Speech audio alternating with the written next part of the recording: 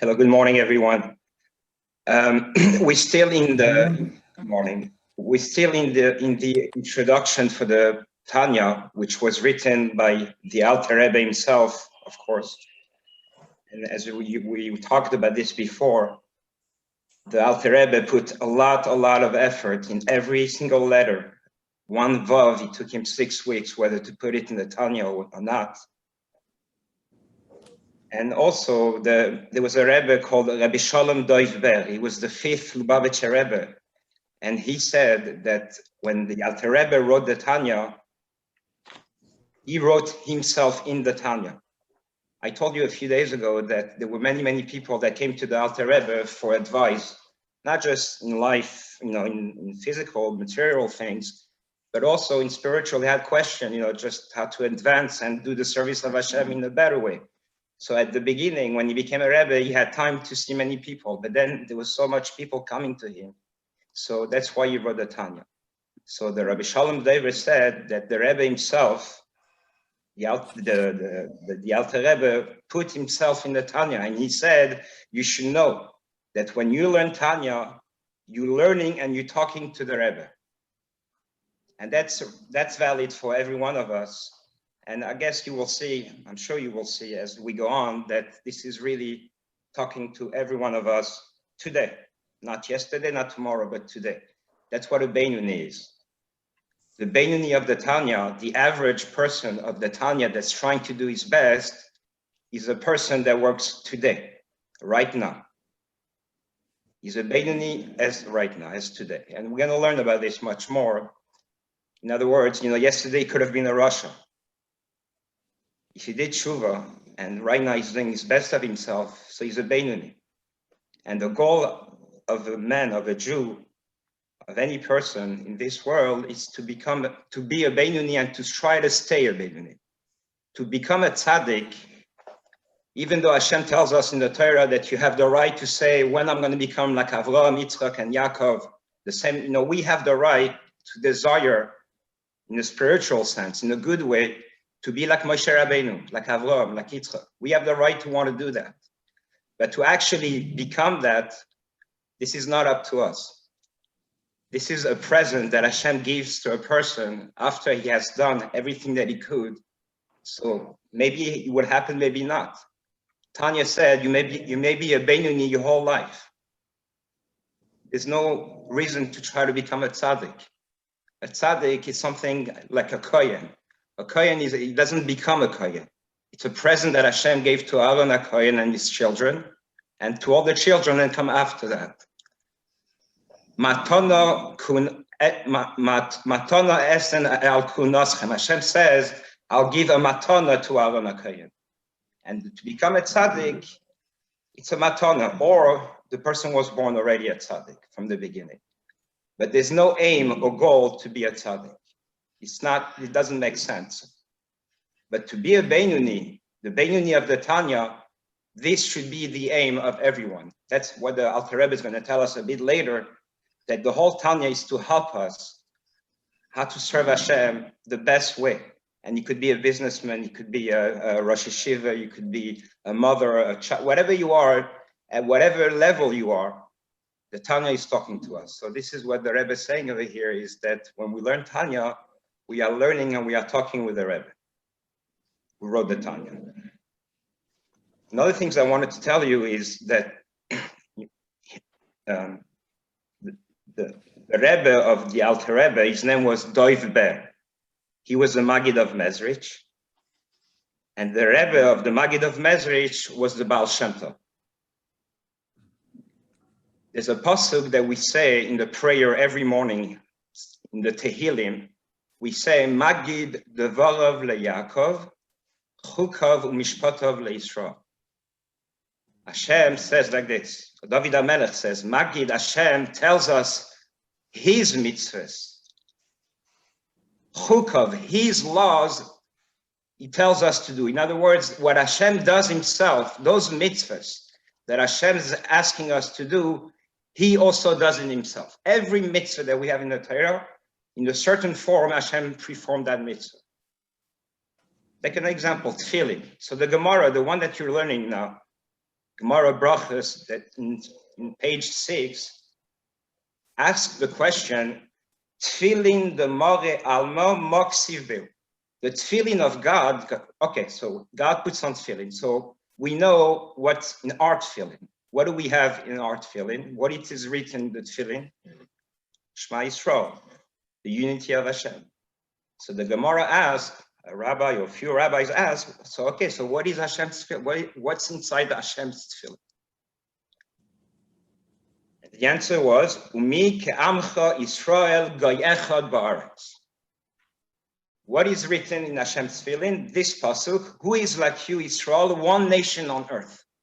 So we are glorifying ourselves with our tefillin. We glorify Hashem.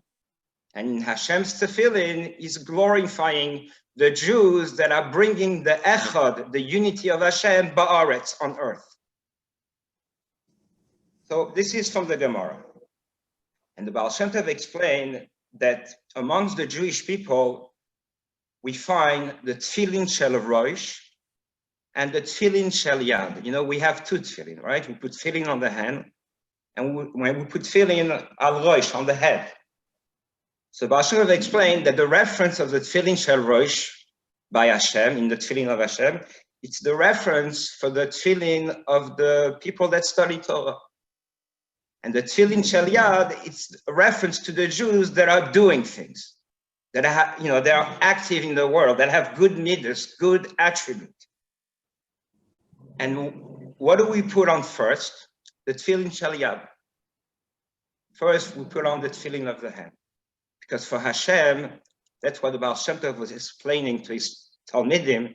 For Hashem, the Kabbalah's oil, what Rabbi Smith just told you before, the accepting of the yoke of Hashem that we find so much more by the people that are what we called a few days ago, which is the most beautiful way to call those people, anoshim pshutim, simple people, simple in a way that they do not have all the knowledge that other people may have.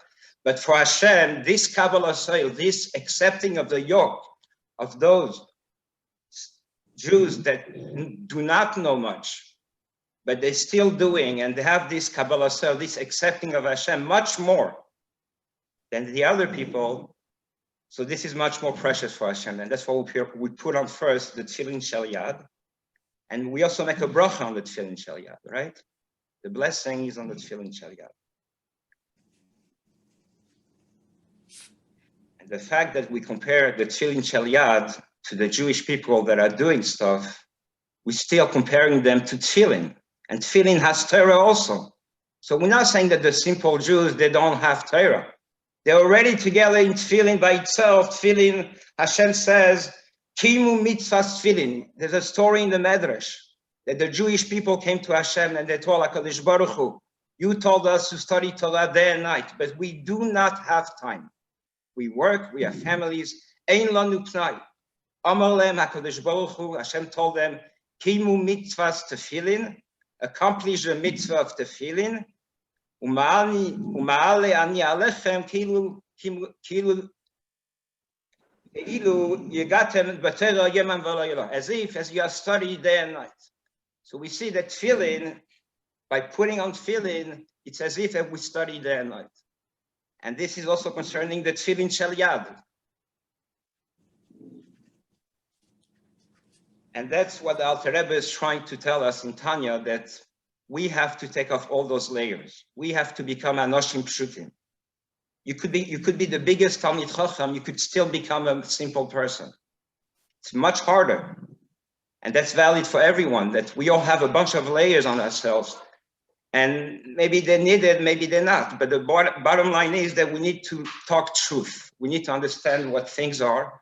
And when we talk about Tzaddik, Russia, and much other things, but so this is what the Tanya is telling us in the beginning, in the first beginning of the introduction of page, which is Sefer Likutei Amarim. So I'm going to go back to the book, to the text. Hopefully you guys can go on Chabad.org. You will have over there a Tanya in Hebrew and in English. So maybe for the next time, you want to print something or have something on your screen, then you could follow with me. So he says, this is Sefer Likutei Amarim, as I explained before last time, that when the Alter Rebbe wrote from many different places, we're going to see, you know, what are from the Torah that we learn every day, but just we never give an eye on it. Chelek Rishon, the first part of Tanya, which Tanya has 5 different parts. The first part of Tanya, it's called Anikra B'Shem Sefer Shel Beinunim. It's called the book of a Beinuni. As we explained last time, what we mean by Beinuni, an average person, we're talking about nobody special neshama. You know, we know that there are very special neshamas in this world. They're not special because they did anything, you know, every neshama is very special. I wanted to mention that also. A neshama doesn't want to come to the world. A neshama knows that when the neshama will come into a body, it's going to be very, very difficult and a lot of obstacle. The neshama, before it comes to the world, it says, Tachas Kisei HaKavod. The neshama is completely connected with the Kisei HaKavod, with the throne of Hashem. There's a pasuk that says, Chai Avaya Asher Amati Lefanav, that the neshama is standing completely in Hashem. And we learn even more than that. It says in the pasuk, this is a pasuk that we know, not from, it says, Yisrael Alu B'Machshava, that the Jewish people were first in the Machashava, in the thought of Hashem, even before the Torah and even before the creation of the world. We know that the Torah was 2,000 years before the creation of the world. Of course, we're not talking about years as we know them today. It's a different concept of years. But we also know that the Jews were even before the Torah. What is the proof? When we open the Torah, what do we see? Vaydaber Hashem el Moshe Lamoyer, daber el bnei Yisrael, talk to the Jewish people. So they're already here, right? The Jews are already here before the Torah. So a neshama, by nature, is completely connected to Hashem. And for that reason, the neshama does not want to come down to the world. And there's all discussion with Hashem and the neshama. Hashem has to tell the neshama, don't worry, you'll go there. Yes, it will be difficult, but you're going to work with the nefesh habamis, with the animal soul. You're going to try to work with a man and make him a better person. And then when you come back to me, you'll come to even a higher level, because otherwise there's no reason to come down. If you come down just to go back to the same place, there's nothing, you didn't gain anything, right? So the neshama is completely connected to Hashem. And we're going to learn all this is in the Tanya. In the very beginning of Tanya, we're going to talk about all this. But here is a Sefer Shel Beinunim. We're talking about neshamas, average neshamas. Actually, no one can say who's average, who's not average, because we don't know, right?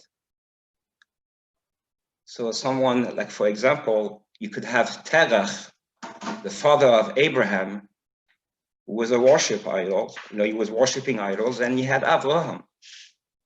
We know also that sometimes very high level soul will not come in a reveal way. They have to go through a turn, because the Satan and the Yetzer Hara do not want those souls to come to the world. So Hashem has to make some tricks. So Hashem has to go through ways that they'll be more protected that way. But what we see is that there's a lot of different levels of neshamas, and this is the first pages of Tanya will teach us about that. But the Sefer Shel Beinunim is for everybody. Have a good day.